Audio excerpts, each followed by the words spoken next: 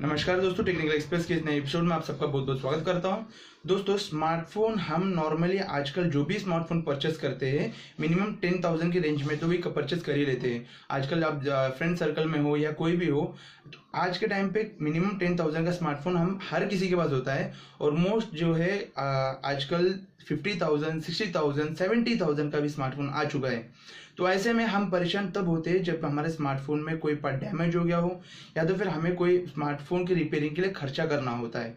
तो ऐसे में कुछ कंपनीज जो है मोबाइल इंश्योरेंस के नाम में हमें जो है कुछ प्रीमियम सेल करते हैं, कुछ चीज़ें सेल करते हैं जो कि आपके मोबाइल की रेंज के हिसाब से जो है उनका एक फिक्स अमाउंट होता है, जिसके बदले में आपको 1 साल तक जो है फ्री ऑफ कॉस्ट कोई भी डैमेज हो तो आपको रिपेयर करके मिल जाएगा। और जो है आपका मोबाइल चोरी भी होता है, कुछ केसेस में जो चोरी भी होता है, तो वहाँ पे आपको जो है मोबाइल कुछ कम दाम पे करके जो है फिर से वही मोबाइल आपको मिल जाता है। तो ऐसे में इन मोबाइल इंश्योरेंस को परचेस करना चाहिए, नहीं करना चाहिए, और इन मोबाइल इंश्योरेंस को परचेस करने में हमें किन किन बातों का ख्याल रखना है, ये सारी बातें आज इस वीडियो में बात करने वाला हूँ। तो चलिए शुरू करते हैं।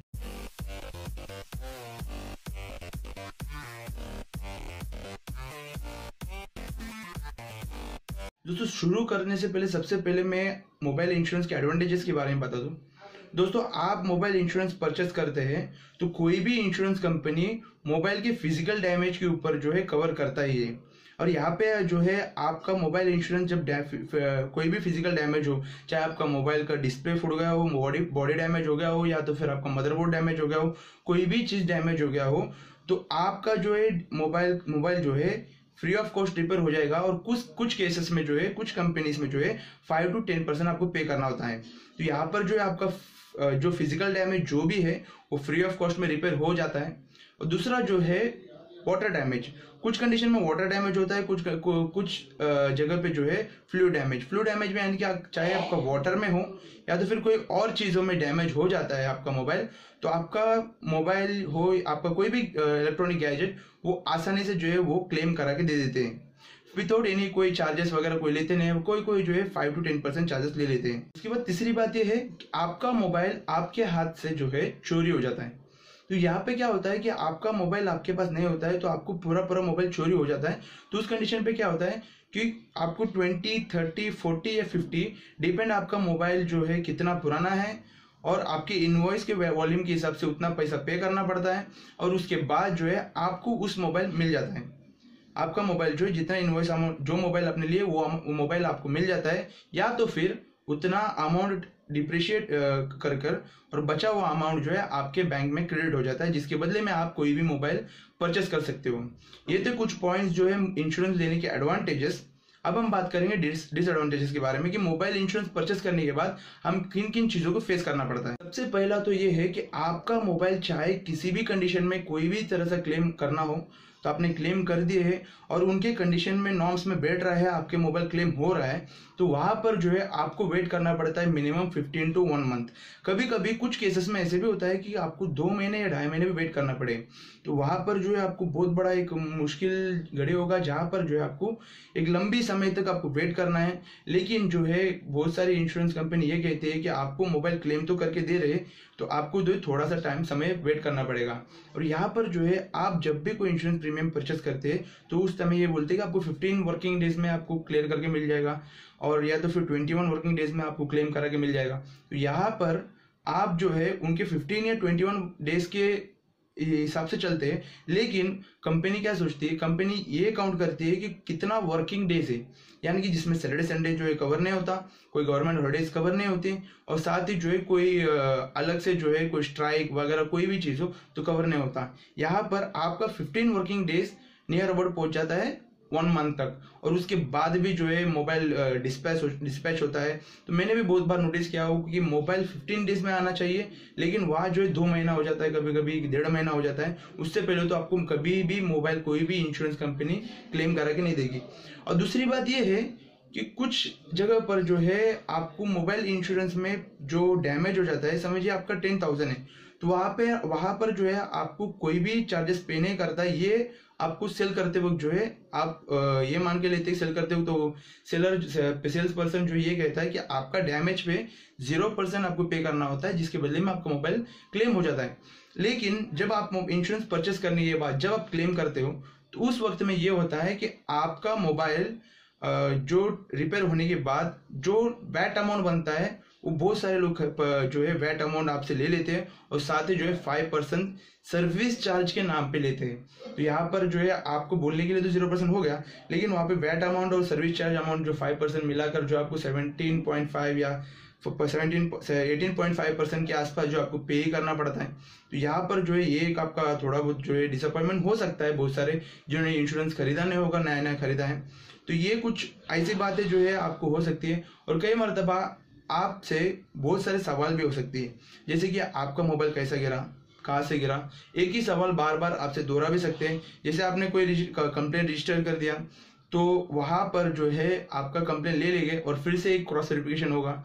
उसके बाद आपके इंश्योरेंस पिकअप करने के टाइम पे एक वेरिफिकेशन होता है। उसके बाद आपके मोबाइल जो है पहुँचने के बाद जब आपका क्लेम पहुंच गया ऑफिस में या तो फिर कहीं पर भी सर्विस सेंटर में, तो उसके बाद आपको फिर से वेरिफिकेशन होगा। 3-4 बार वेरिफिकेशन होता है जिससे जो हर एक फर्स्टेड होते हैं। लेकिन ये तो नॉर्मली हर एक कंपनी के साथ होता है कि आपको बार बार सवाल करते हैं, क्योंकि कई कस्टमर जो है क्या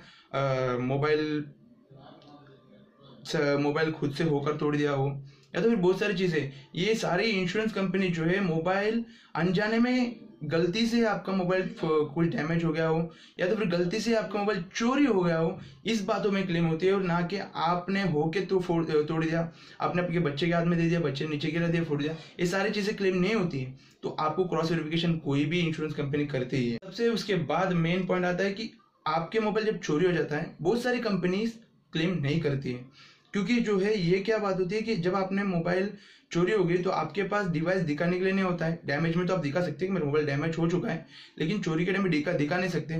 तो बहुत सारी कंपनी ये सोचती है कि हो सकता है कि कस्टमर ने मोबाइल को छुपा लिया हो और कह रहा हो कि मोबाइल चोरी हो गई। तो इसकी वजह से जो बहुत सारी कंपनीज क्लेम नहीं करती है, चोरी का जो है वो क्लेम की जो है गारंटी नहीं देते, बिल्कुल भी मतलब क्लेम ही नहीं करते। और कुछ कंपनीज में ये होता है कि आपको जो है पुलिस की एफआईआर जो है लेके आना पड़ता है, जो कि बहुत रेयरली मिलता है। मैंने भी बहुत बार कोशिश किया हो, मैं भी जो है इंश्योरेंस सेक्टर में काम कर चुका हूँ, तो वहाँ पर जो है पुलिस के एफआईआर की लेटर आपको बिल्कुल मिलता नहीं है। तो वहाँ पर आपको पुलिस के एफआईआर लेके नहीं आओगे तो आपको इंश्योरेंस क्लेम नहीं होता। तो ये आपका बहुत बड़ा नुकसान हो सकता है कि पुलिस वाले जो भी एफआईआर की कॉपी आपको तब देते हैं जब कोई स्टेटमेंट मौजूद हो फिजिकल, यानी कि कोई वीडियो रिकॉर्डिंग हो जहाँ पे आपको चोरी हो गया हो या तो फिर आपके साथ कुछ हादसा हो गया हो, कहाँ पर आपका जो है कोई मारपीट किया गया हो जिसमें आपका मोबाइल चोरी हो गया हो। तो उस कंडीशन में आपको मोबाइल चोरी का जो है एफआईआर कॉपी आपको देते हैं, नहीं तो फिर आपको एक प्रॉपर्टी मिसिंग रिपोर्ट देते हैं, जो कि कोई भी इंश्योरेंस कंपनी जो है एक्सेप्ट नहीं करती। क्योंकि इंश्योरेंस कंपनी चोरी पे तो क्लेम करती है, लेकिन पिक पॉकेट यानी कि बगलरी में आपको बिल्कुल क्लेम करके नहीं मिलता है। जैसे कि आप कोई बस से ट्रैवल कर रहे हो, पब्लिक प्लेस हो और वहां पर आपने आपके पॉकेट में से किसी ने पिक पॉकेट कर लिया हो, तो वो जो है चोरी में नहीं बैठता है, वो बैठता है आपके पिक पॉकेट।